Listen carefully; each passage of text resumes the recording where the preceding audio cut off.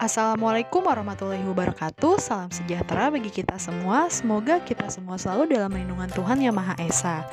Di video kali ini adalah video lanjutan part 2 dari video pembahasan soal-soal ujian sekolah matematika tingkat SMK sebelumnya. Nah, karena sebelumnya kita sudah sampai nomor 10, sekarang lanjut di nomor 11.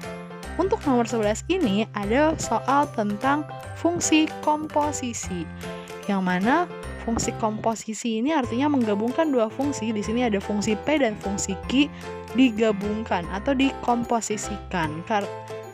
P komposisi Q di sini artinya kita mensubstitusi fungsi Q ke dalam fungsi P. Nah, fungsi Q-nya di sini kan adalah 2x dikurang 7.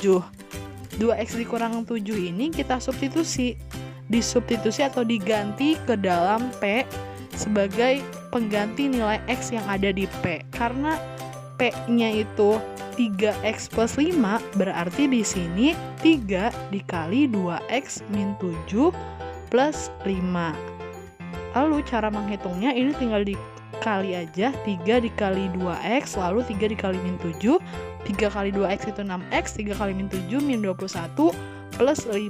Maka hasilnya 6X min 21 tambah 5 min 16. Maka hasilnya adalah 6X dikurang 16. Seperti itu. Lanjut soal yang ke-12.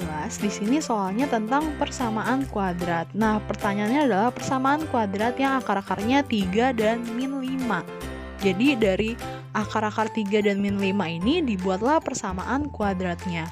Untuk rumusnya adalah X min X1 dikali X min X2. Karena akar-akarnya di situ 3 dan min 5, maka 3 itu sebagai X1 dan min 5 itu sebagai X2. Maka X min 3 dikali X plus 5. Yang minnya jadi plus. Nah, ini langsung dikalikan aja, dikali silang atau dikali pelangi. Pertama, X dikali X itu X kuadrat, lalu X dikali plus 5 jadi plus 5X. Selanjutnya min 3 kali X min 3X, min 3 kali plus 5 min 15. Nah, ini 5X sama 3X nya dikurang jadi plus 2X min 15. Maka hasilnya adalah X kuadrat ditambah 2X dikurang 15. Lanjut ke soal yang ke-13. Di sini masih tentang persamaan kuadrat, tapi pertanyaannya adalah persamaan kuadrat baru yang akar-akarnya X1 min 3 dan X2 min 3. Nah, ini udah ada persamaan awalnya. Jadi persamaan awalnya 3X kuadrat dikurang 5X ditambah 2 sama dengan 0. Nah, karena mau akar-akar barunya X1 min 3, maka X di sini kita ganti. Jadi karena di sininya min 3, ini kan X1 min 3, X2 min 3, maka menjadi plus. Jadi kebalikannya, X plus 3. Jadi X yang ada di persamaan kuadrat ini kita ganti dengan X plus 3. Gitu.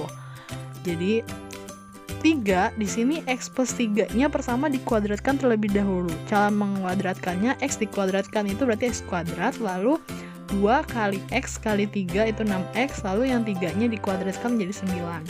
Nah, ini dikalikan yang ini, min 5 kali X min 5X, min 5 kali plus 3 min 15 plus 2 sama dengan 0. Lalu yang bawahnya yang ini juga dikali silang, jadi 3 dikali X kuadrat 3X kuadrat, 3 dikali 6X jadi 18X, 3 dikali 9 jadi 27, lalu min 5X. Nah, ini min 15-nya ditambah 2 bisa langsung jadi min 13 sama dengan 0. Nah, ini langsung dihitung lagi, 3x kuadratnya tetap, lalu di sini ada 18x sama min 5x, maka hasilnya jadi plus 13x. Nah, lalu yang 27-nya dikurang 13, ini 27 kurang 13 berarti jadi plus 14 sama dengan 0. Maka hasilnya adalah 3x kuadrat ditambah 13x ditambah 14 sama dengan 0. Lanjut ke soal yang ke-14. Koordinat titik puncak grafik fungsi fx sama dengan x kuadrat ditambah 4x plus 3. Nah, untuk rumus titik puncak adalah min b per 2a, b kuadrat min 4ac per min 4a.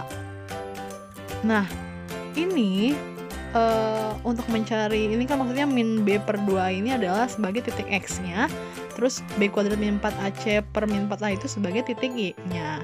Nah, pertama kita tentukan terlebih dahulu mana a, b, c-nya dari grafik fungsi ini. Nah, di sini bisa kalian lihat kalau x kuadrat itu kan tidak ada koefisiennya, maksudnya koefisiennya 1 karena tidak ada angka di depan x kuadrat, maka a-nya sama dengan 1, b-nya 4, lalu c-nya sama dengan 3. Nah, udah, sekarang langsung kita masukkan pertama untuk min b per 2a, maka karena b-nya 4, maka jadi min 4 per 2 dikali a-nya 1, jadi min 4 per 2 kali 1, 2, maka hasilnya min 4 dibagi 2, min 2. Nah, lalu sekarang untuk yang b kuadrat min 4ac per min 4a, dimasukkan b-nya berarti 4 kuadrat dikurang 4 dikali a-nya 1 dikali c-nya 3 per min 4 dikali a-nya 1 sama dengan 4 kuadrat itu 16, lalu min 4 kali 1 kali 3 itu jadi min 12 per min 4. 16 dikurang 12 itu 4 per min 4, maka hasilnya min 1. Jadi bisa kita lihat di sini hasilnya untuk titik x-nya min 2 dan titik y-nya min 1. Maka koordinat titik puncaknya adalah min 2, min 1.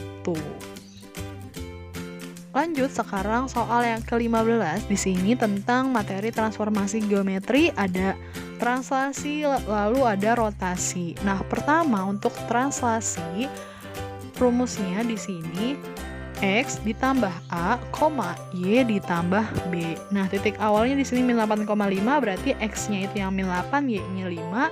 Lalu a-nya itu yang translasinya itu a-nya 2, b-nya min 3. Nah, tinggal langsung kita hitung aja.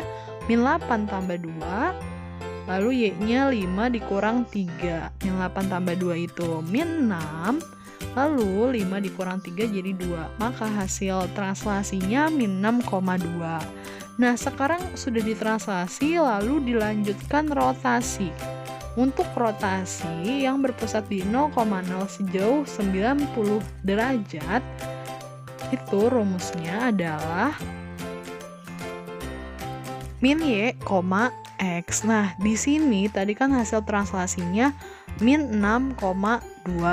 Maka ketika dirotasi min y itu berarti kan y-nya itu kan 2. Berarti jadinya min 2, x-nya itu kan min 6 awalnya. Nah, jadi hasil rotasinya adalah min 2, min 6. Gitu. Jadi kalian tinggal lihat rumusnya itu apa. Nah, untuk rumus lainnya kalian bisa tonton video tentang transformasi geometri yang saya tulis di deskripsi ya. Lanjut sekarang soal ke-16. Di sini masih tentang transformasi geometri tapi dilatasi dan refleksi. Nah, dilatasinya di sini dengan faktor skala 2. Nah, dilatasi itu kan artinya perkalian. Jadi kalau dilatasinya pusatnya 0,0, faktor skala 2, kalian tinggal langsung kalikan dengan skalanya. Berarti dikali 2, 4 kali 2, 8, min 3 kali 2, min 6. Maka hasilnya 8, min 6. Nah, lanjut sekarang direfleksikan terhadap garis Y sama dengan min X. Untuk rumus refleksinya, lebih lengkapnya kalian bisa lihat di video tentang refleksi. Nah, ini untuk Y min X, rumusnya adalah min Y, min X. Maka, karena tadi hasilnya 8, min 6, jadi di sini setelah direfleksikan jadi 6, min 8. Yang Y-nya jadi minus kan kebalikannya.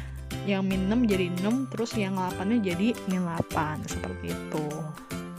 Lanjut soal ke-17, koordinat bayangan titik A min 9,6 jika didilatasikan dengan pusat 5,4 dan faktor skalanya min 2. Jadi kalau ada titik A, X, Y, ketika didilatasikannya pusatnya A, B, jadi pusatnya itu sebuah titik, maka rumusnya K dikali X min A ditambah A, K dikali Y min B tambah B, dimana ini X dan Y-nya, lalu yang ini A dan B-nya, lalu K-nya di sini adalah min 2. Ini K-nya min 2 ya. Nah, lalu sekarang tinggal langsung dimasukkan saja ke dalam rumusnya, berarti K-nya tadi min 2 dikali min 9 dikurang 5 ditambah A-nya 5, lalu K-nya min 2 dikali Y-nya min 6 dikurang 4 ditambah 4. Nah, ini kita hitung yang dalam kurung dulu, jadi min 2 dikali min 9 dikurang 5 itu min 14, lalu ditambah 5, terus ini min 2 tetap, min 6 min 4 jadi min 10 plus 4. Nah, lalu kemudian dikalikan, jadi min 2 dikali min 14 jadi 28 tambah 5, nah ini juga dikalikan jadi 20 tambah 4. Maka hasilnya 28 tambah 5 33, 20 tambah 4 24, jadi 33,24. Lanjut soal ke-18. Untuk soal yang ke-18 ini tentang bangun ruang atau dimensi 3, yaitu pada bangun ruang kubus. Jadi kalau ada soal seperti ini, kita gambar kubusnya dulu karena yang ditanyakannya diagonal sisi. Jadi kita harus gambar biar kita tahu yang mana diagonal sisinya. Nah, diagonal sisi itu apa sih? Jadi diagonal sisi itu adalah garis yang menyilang pada sisinya. Jadi kan sisi kubus itu ada 6, kanan, kiri, atas, bawah, depan, belakang itu sisinya. Nah, itu garis yang menyilang di sisinya itulah yang merupakan diagonal sisi. Karena di sini kubusnya KLMN OPQR, jadi kita beri ini dulu, huruf dulu KLMN, diberinya dari bawah ya, dari bawah yang depannya KLMN, jadi keliling gitu, OPQR. Nah, tadi seperti yang saya bilang, jadi garis yang menyilang di sisi, nah ini kayak gini, garis KM, NL, lalu ini juga RM. Nah, itu pokoknya garis yang menyilang di dalam sisi. Nah, kalau kita lihat dari opsinya, yang A itu OP itu bukan, NM pun juga bukan, RN juga bukan. Lalu kaki, bisa dilihat kaki itu dia menyilang, tapi dia menyilangnya di dalam ruangannya, di dalam ruang kubus itu, maka namanya diagonal ruang. Nah, barulah jawabannya yang KM. Lanjut soal nomor 19. Nah, ini ada diagram batang. Diagram batang di sini menunjukkan tingkat pendidikan karyawan suatu perusahaan. Yang ditanyakan persentase karyawan yang berpendidikan SMA dan SMK. Bisa kita lihat di situ berarti SMA-nya ada 15 orang, SMK-nya ada 25 orang. Nah, untuk mengetahui persentasenya, kita harus hitung total keseluruhan karyawannya. Berarti yang SD itu ada 5, lalu ditambah 10, tambah 15, tambah 25, tambah 15, maka hasilnya adalah 70 orang. Nah, udah ketemu 70, lalu yang SMA SMK tadi kita jumlah jadi 40 orang, barulah kita bisa buat persentasenya, maka 40/70 dikali 100%, karena ini membuatnya persentase gitu. Terus ini tinggal bisa kita kalikan, jadi 4 dikali 100-nya bisa dikali jadi 400, maka 400% dibagi 7 jadi 57,14%. Lanjut soal yang terakhir, yang ke-20. Ini tentang nilai rata-rata. Jadi nilai rata-rata ulangan matematika dari 30 siswa adalah 8,4. Setelah ditambah 2 siswa, rata-ratanya menjadi 8,3. Yang ditanyakan adalah nilai rata-rata dari 2 siswa yang terakhir itu, yang susulan itu. Nah, pertama kita kalikan dulu yang awal, ada 30 anak, lalu dikalikan rata-ratanya 8,4, maka 30 dikali 8,4 hasilnya adalah 252. Nah, sekarang kita karena ditambah 2 berarti jadi 32 anak. 32 dikali rata-ratanya 8,3. Jadi 32 dikali 8,3 265,6. Nah, selanjutnya ini dikurang. Jadi yang 265,6 dikurang 252 lalu dibagi 2.